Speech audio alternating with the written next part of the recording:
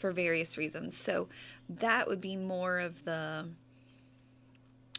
topics I see come up regularly in the last year and still continuing on this year. And people ask, what do you think the rates are going to do? And they aren't really moving much. I mean, they've come down just a little bit, but yet the loans that people are getting are still about the same. I'm not loud enough today. And then just, I think there's a lot of people that want to buy, but they think if I wait just a little bit longer, maybe the rates will come down, instead of thinking, well, you can refinance at any time, right? So if the rates did come down a big chunk, you can refinance. There is a cost to refinancing through banks and stuff, but it is still an option. So if you're needing to move or wanting to move, waiting, you could be waiting for a long time. And in looking at the price of homes, they've still overall annually been going up. So the average price of homes and stuff like that has been going up. So by waiting, you may not really be saving all that much money because the prices today are going to be a little bit higher in 6 months from now, or does that make sense? Mm-hmm. Now we are also seeing with that, so it's kind of like this, I don't know, optical illusion maybe, because homes are taking a little bit longer to sell. In the last few years, they would fly off the market pretty fast. 2 weeks, that day, whatever. And now it is taking probably a little bit more, like 30, 45 days, depending on your area and what you have and your price range that you're in, how long it's taking to get that first offer and go pending. So then people, and some are panicking and doing price reductions right away. And so then people are like, well, the prices are dropping, but still overall, the average and the statistics and the statewide and nationwide and even locally, that homes are appreciating each year, which is good. We want our home value to go up, right? It's an investment, basically. Sometimes some people's largest investment of their life is in their home. So you want that asset to go up in value. So someday when you sell it, you've kind of made money on it, right? So waiting may not always be the right choice. And it's good to sit down with your agent, talk to them about your goals and your needs and your wants, and how to balance those things out. So that way you're hitting and looking in the right time. Does that make any sense? Okay. So at what point does a property go pending? At what point in the process do we see that? We see it on the sign pending. I don't use pending signs personally. Okay. Just because real estate is a roller coaster, and a lot of things can happen in between the process, and I'd rather have people call and ask, you know what I mean, about the property, rather than to put out a pending sign and then just not call or ask about it at all. Because I've had situations, the one I'm thinking of was a commercial building where it was pending, and there were people who called and were like, okay, well, if something falls apart on that, let me know. And something did fall apart on that, and called them up and had 2 other very willing and able buyers for that seller ready to go. So, because I had their numbers and I had them on a list just in case something fell apart and stuff like that. So I don't personally put pending signs out. However, we do have to mark them in our system as pending once there's an accepted offer. So you negotiate your offer with a potential buyer and stuff like that. And once it's fully accepted and it's moving forward, then on that roller coaster, then it's marked pending online. So there may be people who see a sign and then look it up online and then see that's pending and don't call or whatever. But I would suggest if it's something that people are interested in, still go ahead and reach out to that agent and say, hey, if something falls through on this house, I'd be interested. Well, that's interesting because to think that, like I would drive by and see a pending sign, and then, if you kind of drive around town and you see that, but you're saying that, you may not, that you don't use them. So that is interesting that. And I'm not the only agent that doesn't use pending signs. There's others as well. Okay. That don't put out pending. So it's just kind of, I don't know. So then once it's pending versus closed, is there a certain period of time that that the process has to be completed, or could go back to the table or could go wrong? It can go wrong at any point. So it depends on what your contract says. Okay. So there's not one like specific time of it has to be closed or done by this point. I would say on average, you are looking at 30 to 45 days from when it goes pending to when it closes. That's just kind of like a middle range average. Sometimes it happens faster than that, and sometimes it takes longer because of that roller coaster, right? And then there's just steps along the way. So depending on what you've negotiated in your contract, like we talked about inspections with Jordan last time. So that's one. The inspections are one of the very first things that happen in a way, kind of, where something could probably get a little upside down or, go up and down on that roller coaster. So that usually happens within the first couple of weeks, the inspection and those kind of things. So that could be like a time when, hey, couple weeks in, something might be getting a little not working out on it and fall apart kind of thing. Okay. And then there's other things as you go on through there, but yeah. Or somebody just up and decides they don't want to buy it anymore. Or they're getting a job relocation midway through. Like, so many unexpected things happen. A family member passes away. Like, there's just a lot of stuff that happens in the middle. But typically you couldn't pull out without some kind of penalty, could you? No, but there are different parameters. Like your penalty, if you will, would be you would lose your earnest money. A seller could sue you, depending on what the situation is, that kind of thing. But there are different outs, as some people like to call them, contingencies of where you can still get out of the purchase agreement and get your earnest money back. If you lost your job and you were now you probably don't qualify for the loan you were getting, okay. right? Yeah. So, you'd probably be okay and get your earnest money back, unless you just up and quit your job, and that's not really the same.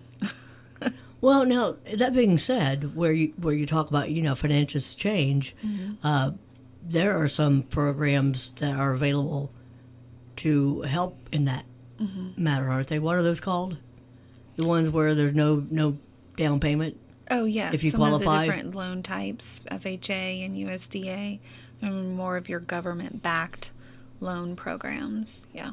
So if you find your finances have changed, there's a potential you could switch over. You could switch over. Yeah, if you qualify. If that's the case. Yes, and so those avenues are, like on that roller coaster we're talking about, those avenues would be explored and things of that nature too. So now, would those loans in conjunction with those programs have the same interest rates? Are they the same all around, or No. they different? They vary. Probably higher, potentially. Sometimes a lot has to do with your credit and your debt to income ratio too. So That's kind of it all around, though, isn't it? On a loan. So yeah, every lender's different and offers something different. So speaking of like the market and stuff like that, I thought I would share because it's really heated up. So in our county, we'll say, in Decatur County, in the last 7 days, there have been 13 new listings. So it's about 2 a day, new listings, Okay. new options coming on the market. 4 things went pending and 8 things were sold. Like, they were already pending and then one mark sold. And then when you look back 2 weeks ago, there's been 18 new things. So that's going to include the last 7 days, but for 15, so there's been 18. Again, still about, that would be lowering us to about 1 a day. So in the last week, we've jumped up to almost 2 new listings a day, whereas in the previous 15 days, there was maybe only 1. So are those listing all in a day. Greensburg, or are they throughout This is the county? Decatur County. The county? Yeah, Decatur County. And 30 days back is 24 new listings. So in the last month, there's been about 1 new listing a day. But then we've really seen a jump in the last week with about 2 a day. So Weather helping? the weather helps. Yep. The spring, people start to think, when am I going to move? Sometimes you get through people don't want to move, not just during the winter because of the weather, but during the holidays, things are busy. And then, so now we're getting to that point where okay, we're hitting summer. We maybe have more time to move for the summer and, could take days off or want to take days off and move and stuff like that. So if you put your house on the market now and you're thinking it may take a few months, so you're hitting that summer moving time frame. It's a lot of mindset sometimes. So, of course, obviously, with that cold snap we had, probably things were pretty much non at a standstill. It was pretty slow. So when you're me in this industry, you really have to budget well for the slow periods. And any small business probably has those time periods where they're busy and time periods where they're not, and they know how to budget and things like that. But yeah, so and Lake Santee is very seasonal. They do a lot more. Not a lot of people are buying out there in the winter. It's not like it doesn't happen, but it's just less. The spring, people start to think about getting their boats out, or I want to get a boat or something like that. And they're like, where am I going to put this boat when I get it? Oh, man. So, yeah, a lot going on. Spring's a busy time. What's the number to call? Anybody who's interested in contacting you? 812-614-1359. Now, are you a texter? Like Yeah. if someone wants to text you, Yeah. that'd be that same number? Oh, yeah. Yeah. I feel like everybody's text, like Mm-hmm. remember when email kind of first came out, like everybody emailed everything. Mm-hmm. Like that was the main form of communication, and that besides phone calls. And then now people are just text. Like people don't even want to answer your phone call, or they leave their voicemail full so you can't leave them a message. I'm a little bit more of a talker because I think things can be misunderstood in text. Tone definitely is always misunderstood, Mm-hmm. and then you can kind of get it, understand, like you're saying something to them and they say they understand. Like when you just get it back in text, they're like, yep, I got it. And you're like, okay, they got it. And then, but if you're talking in person and they're like, yeah, I got it. And you're like, okay, maybe they didn't get it. And like, what part of it didn't you get? And don't be afraid to ask me if there was you know what I mean? I think sometimes people are afraid to like ask questions because they don't want to feel stupid, or they don't want you to think they're not smart enough to understand whatever you just said. But sometimes you just have to rephrase it or put it in different language. Huh. That's interesting. You never have that? No? No? Because you understand everything. Well, no. But no, what I'm saying though is the questions, the texts you probably get are so obviously so much different than what I would get. Yeah. That they would be related to housing. And how much. What I need to do next. Yeah. And obviously some things you're not going to be able to do by texting, or you've got to do in person to make it all happen. Or I can text it to you, but it's going to be a novel. It's going to be one of those. And you can always text, read your email. Yeah.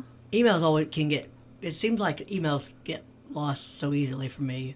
I don't know about you, but.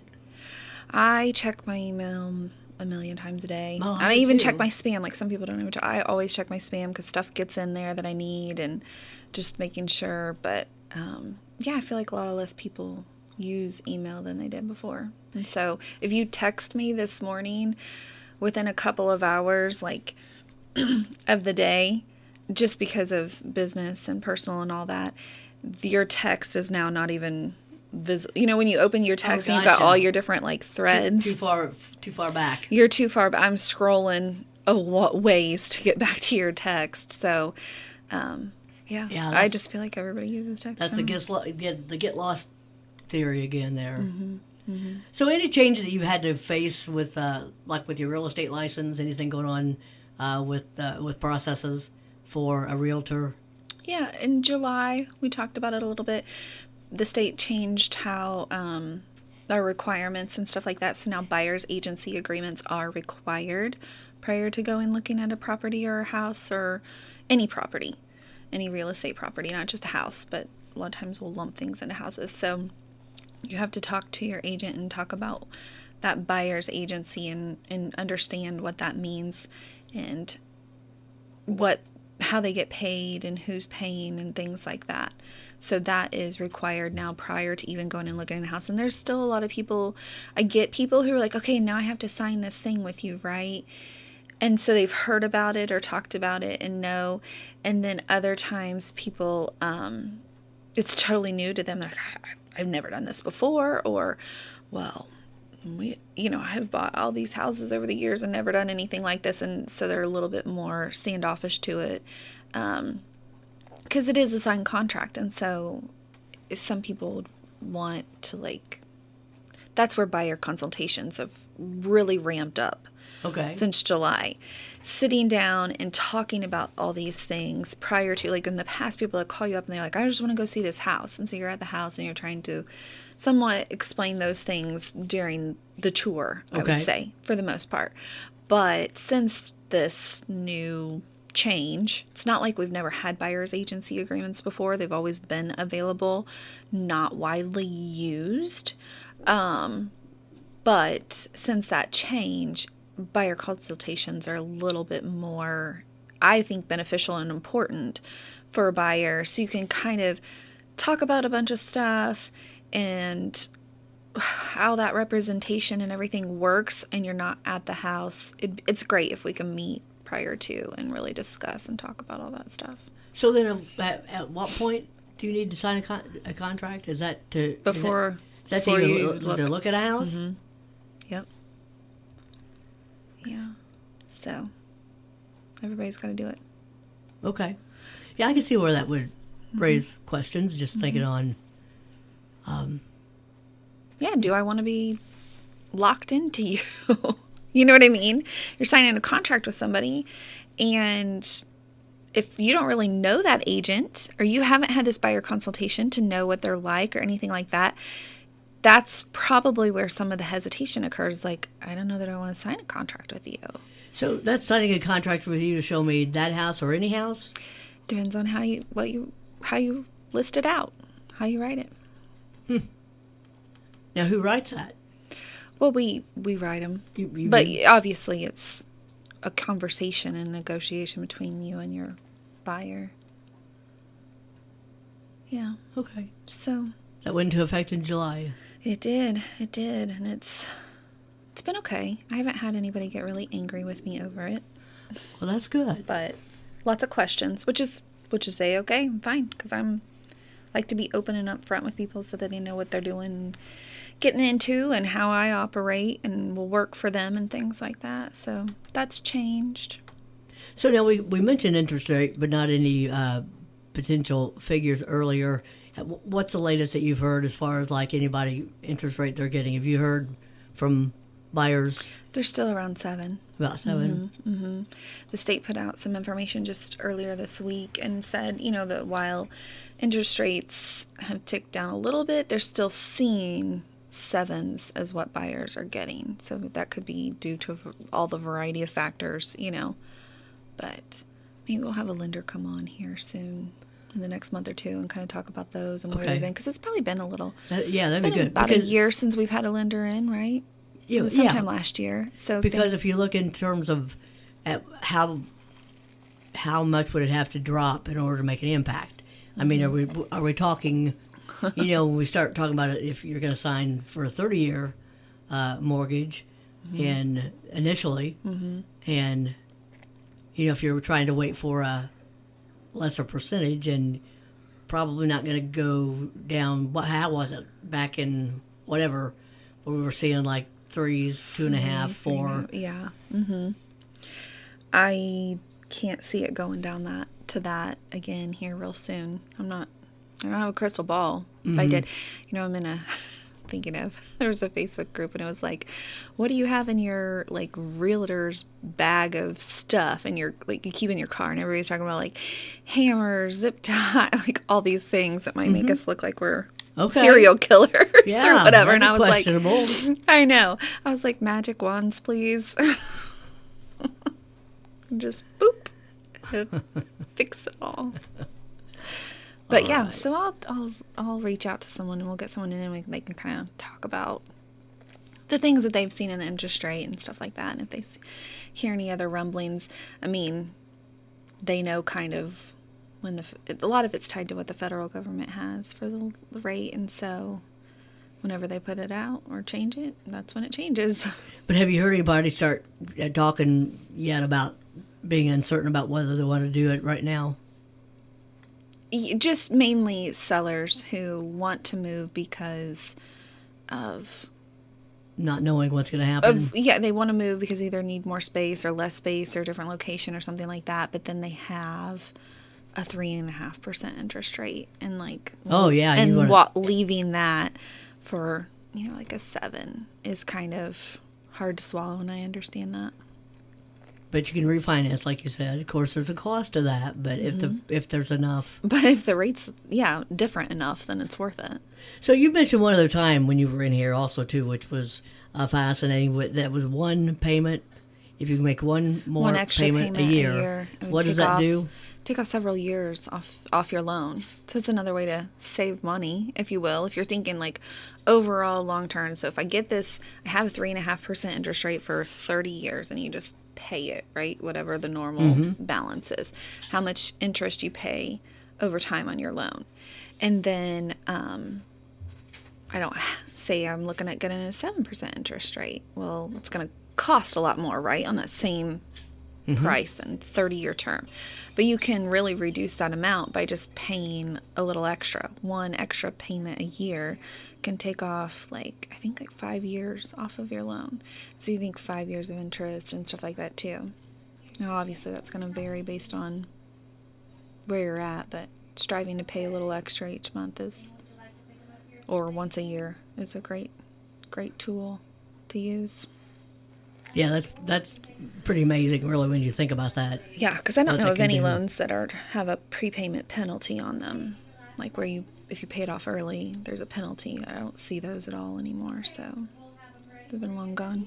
Okay. Yeah, I'd like to just talk about a couple things that I'm doing.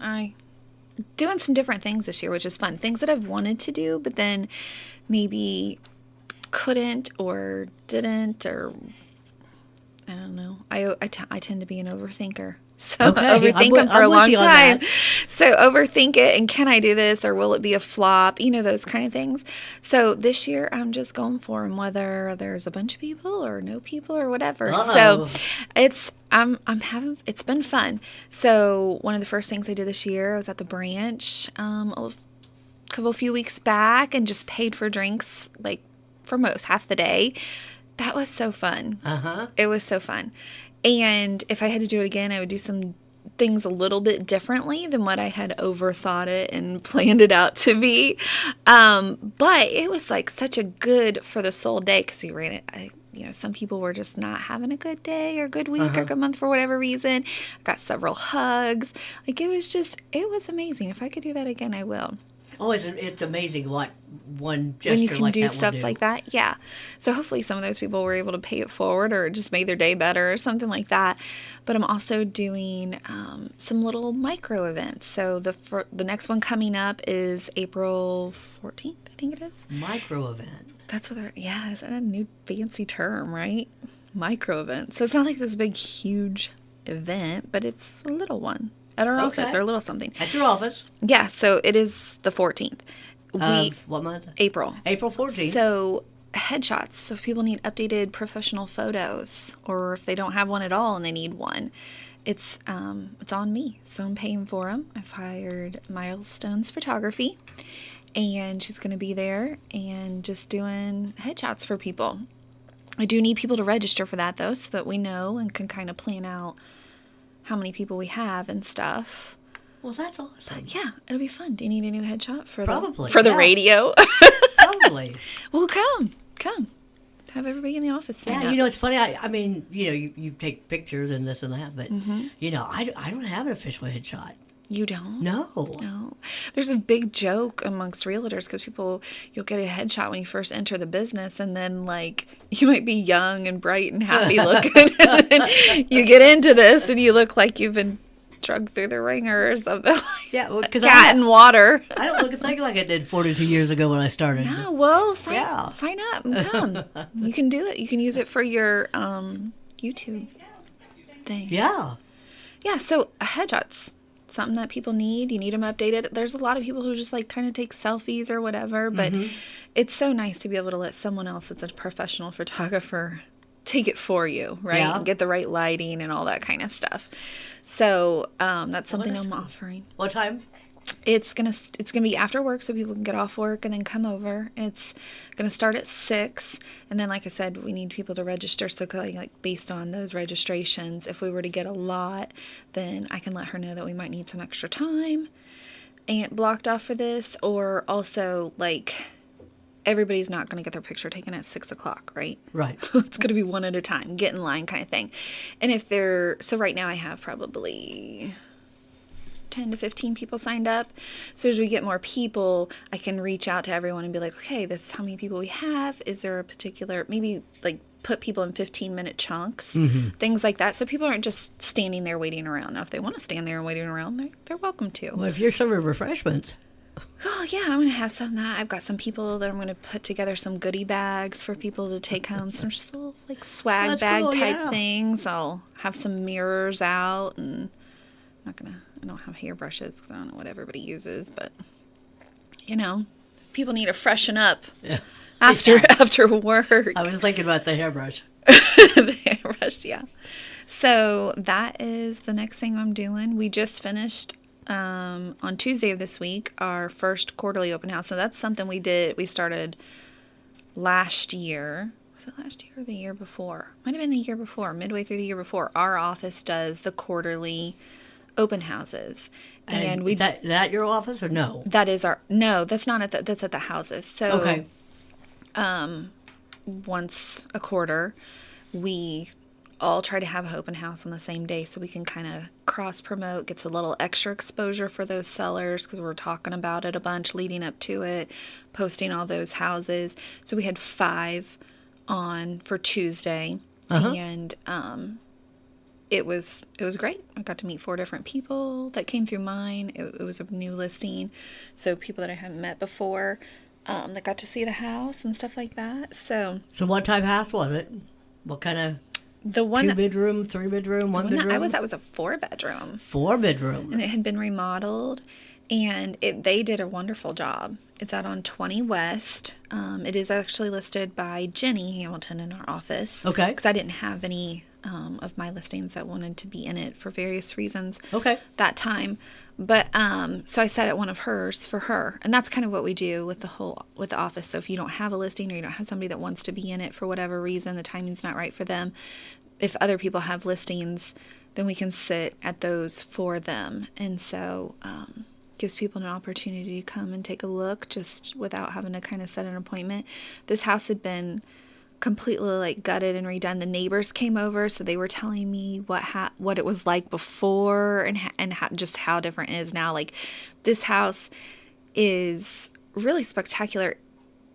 If you have a lot of people and you like to do gatherings and stuff like that, this would be perfect because the pictures don't even do it justice.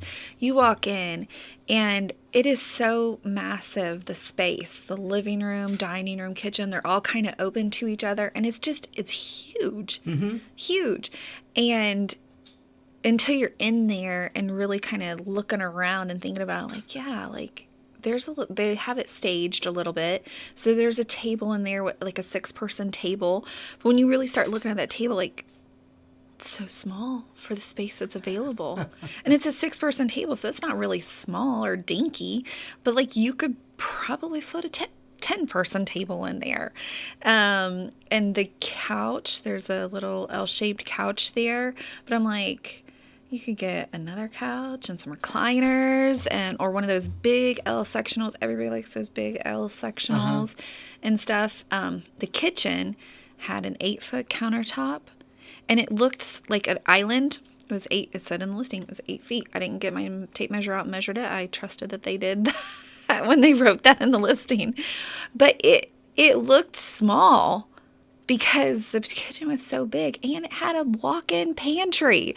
I'm just like, oh my gosh, that would be awesome. A walk-in pantry. yeah. Yeah, to store all your junk, Yeah. like the coffee pots and the mixers and all that. Like, I'm a terrible cook. I hate cooking. I think I've said that before. But so I'm there thinking, like, I don't even know what I would put in all these cabinets. But somebody who was a good cook and stuff like that, like, I'm sure they would like have, and there's all soft clothes and the drawers. Like, it was just really, really nice. they'd be wowed by it, huh? They All the- would. all the You would be space. if you go and look at it. You would be wowed, and I'd be happy to show anybody that. Okay. Anybody the house, but like from the outside, you don't. There's no. You don't. It doesn't look big. It does not look big from the outside. When you get inside, it just like kept going, and I'm like, and there's 4 bedrooms in here. They gotta be tiny, right? Because all this space is huge, but they weren't. 2-story. No, 1 story. All on ranch. one. Yeah. How many acres on the? Almost 3, 2.7. Yeah. So anyways, the quarterly open houses are fun because if it's not one of my listings and I get to sit in somebody else's listing that I may not be like as familiar with, and so I have that going on this year, our quarterly open houses. We got the headshots, we did the coffee. I've got some other ideas in the works. They're going to be You surprises. gonna reveal any?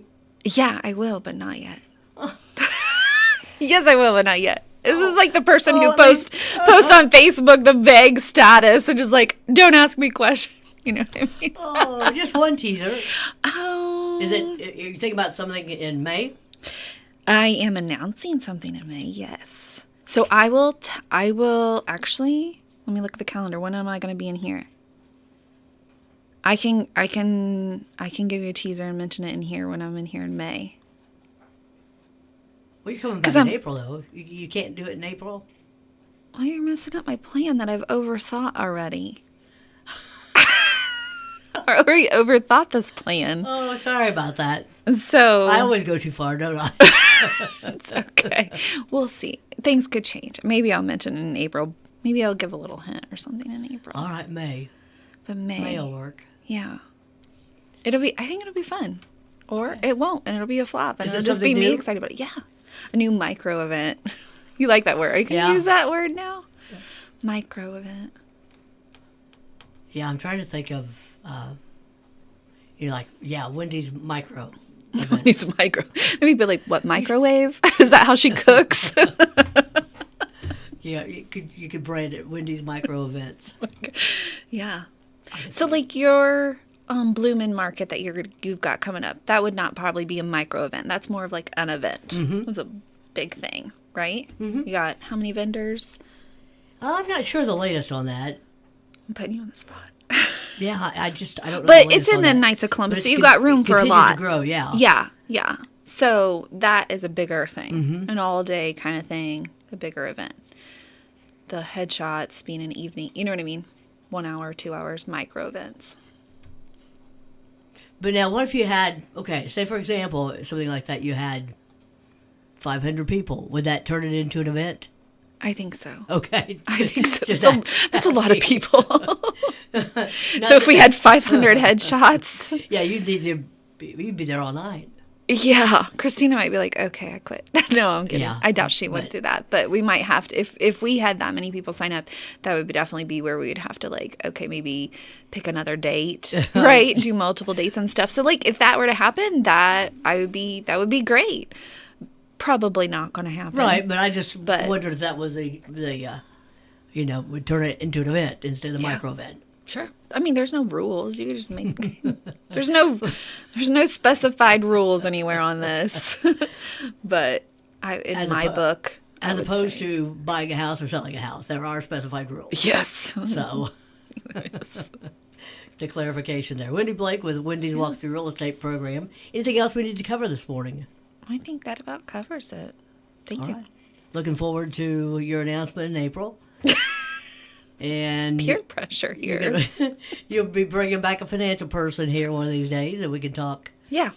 That'll be good. Yeah, to and we get an might do a update. part 2 with Jordan because there was some, like we talked about before we went on here, there were some things that maybe we didn't talk about that we could have with inspections and stuff like Yeah. that. So I'll have to find out when he's available and Sounds and then good. also find some financial people.